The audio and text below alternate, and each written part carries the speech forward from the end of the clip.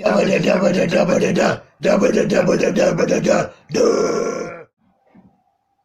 everybody, this is Nathan. This is Daniel. And we are the Horror Nerds.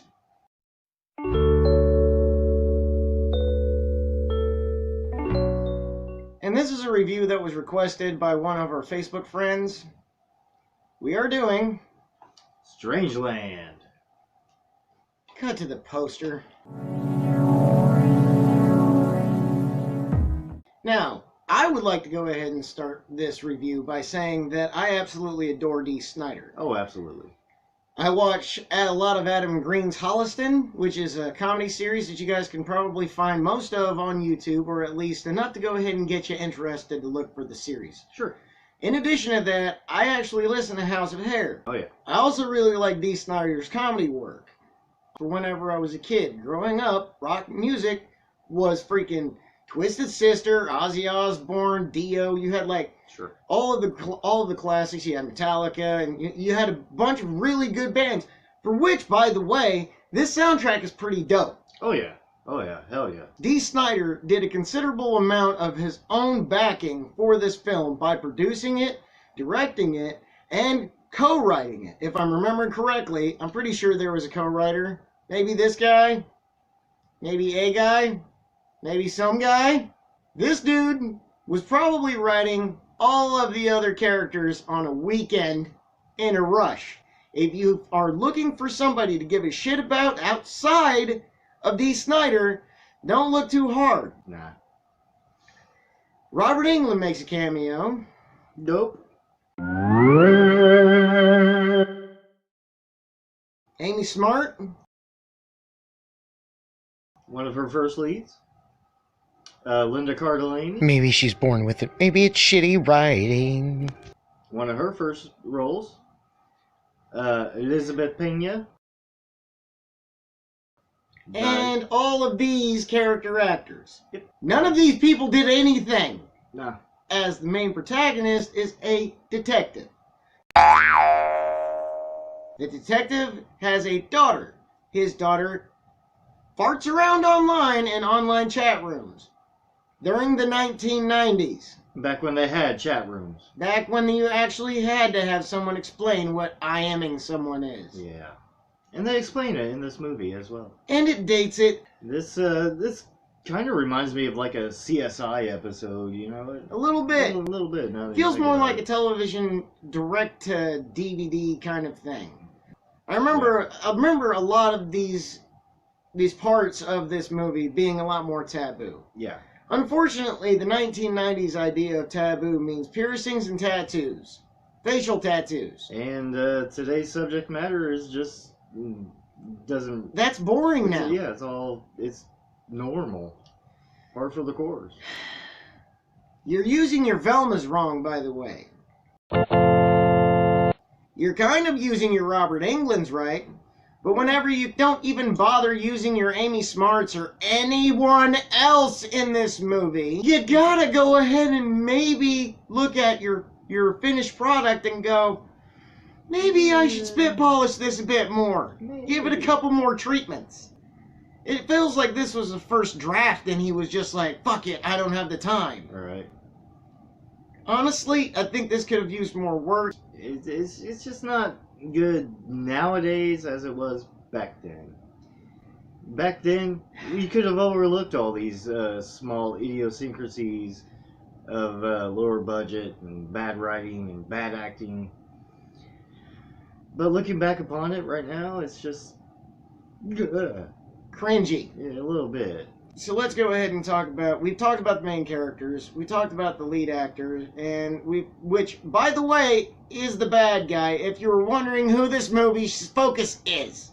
Aside from Robert Englund, who gave it his all for as short a time as they gave him, the detective in this movie is so wooden that it feels like they just went and chopped him down and pulled him out of the woods. It's another case of Keystone incompetent cops on this one. Detective. If I had a nothing. nickel for every horror movie that I've seen with a really lazy detective, I'd have a shit ton of nickels.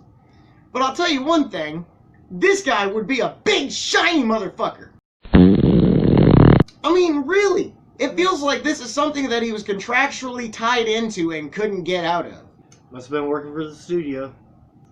I mean, did this guy's dog get hit every day that he came in? Like, he'd get a new dog and they would just run it right the fuck over?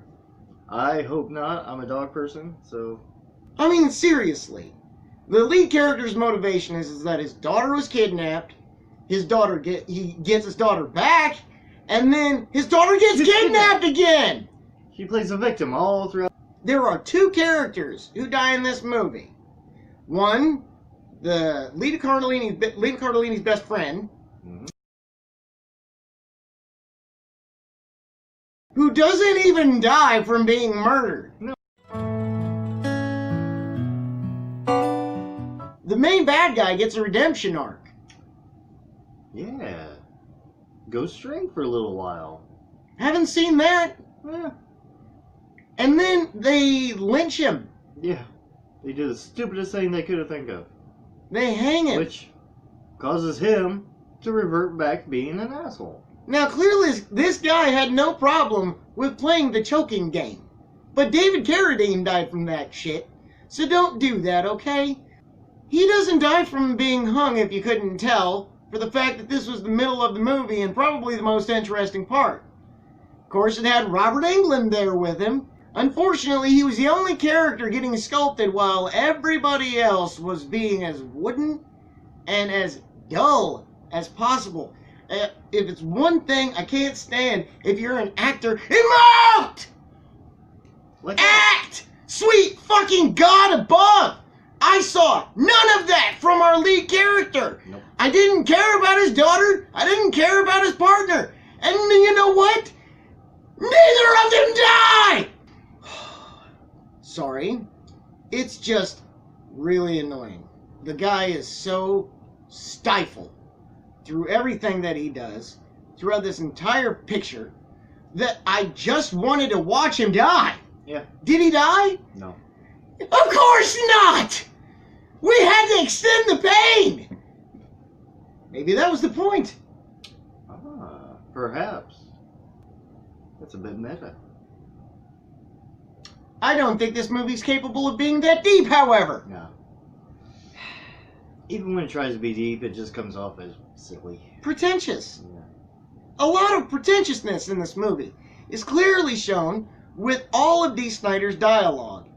It's long and drawn out. You just want somebody to shoot a gun. But no! Yeah, one. That's it. Okay. That's it. A few bullets go off in this movie. And at the point in which the main guy can go ahead and just take the bad guy out. What does he do? Let him live. He takes the bullets out of his gun and tries to fist fight him, getting his ass handed to him, for which is one of the only believable moments. Come on, do it, kill him. I didn't kill him. Any type of emotion. He stops afterwards. It's like, oh, I'm getting ready to act. Shouldn't do that. Better slow back down. Nope. Can't do that. That Dude. shows professionalism. Dude. Throughout a majority of this movie, I was just begging it to be over with. A little bit. Or at least some show of gore whatsoever. Yeah, just something to happen. It's Something to sink your teeth into. It takes quite a while before something even happens. Not even gory, just kind of cringy. A lot of this movie spends a lot of time literally standing around, or this guy sleeping, which is probably what a majority of the audience was doing for this. It feels like a lot was missing. This guy had this face throughout most the of movie. it. Yeah. If you're going to have a lead protagonist who's a cop, maybe make him interesting. Nobody bothered doing that with this film. Like we said, it's just not as good as we remembered it. Back then, yeah, it was something cool. Because, you know, it was a bit shocking, controversial maybe. Nowadays, It's mundane, and boring, and lame. The idea that body modifications, that facial tattoos, and just tattoos in general make you a bad guy really helped date this movie. Yeah. A lot of the subject matter is kind of boring, and there's a lot of over-Christianized characters that are just written like they were ripped out of a Stephen King novel. Even though they're only on the screen for like 10 seconds, maybe. If that. 15 seconds later, they're being tortured by this guy, and you can't freaking tell who they are unless you really paid attention to the names. So, maybe I'd give it 3 out of 10. Hard 2 for me. Yeah. Now I'm only give it 3 for nostalgia purposes. I gave it the second part for that part. In short, I appreciate people who can appreciate this movie, but maybe Sure. they haven't gone back and watched it in a while. If you have, and you still do love this movie, we respect that. These are our honest opinions, not yours. Just an honest opinion. And if you want to go ahead and take it, take it. Or don't. No. We don't care! This has been our opinion about Strangeland. For me, it's a solid 2 out of 3. For me, it's a 3. For nostalgia purposes, out of 10. And we're going to leave it at that. I got a lot. Movies like this barely fall into the cult category. Now, honestly, I don't understand how this actually has any type of cult status whatsoever, outside of the fact that it was created, stars, and produced by D. Snyder. Snyder, that's it. D, I'm really glad that you're doing House of Hair now, and I'm really glad that you got together with Adam Green. It really shows your abilities now in comparison to what they were, and this is clearly one of those days where you were falling on some hard times. I'm glad things got better, I'm glad you got better, and I'm glad your situation is better.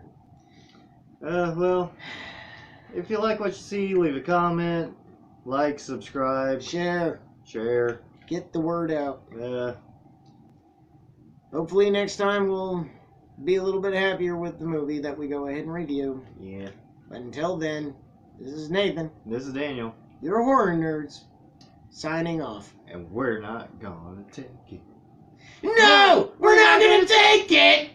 We're not gonna take it! Anymore! The big fat general and all of his troops. The truth of the matter is everybody poops.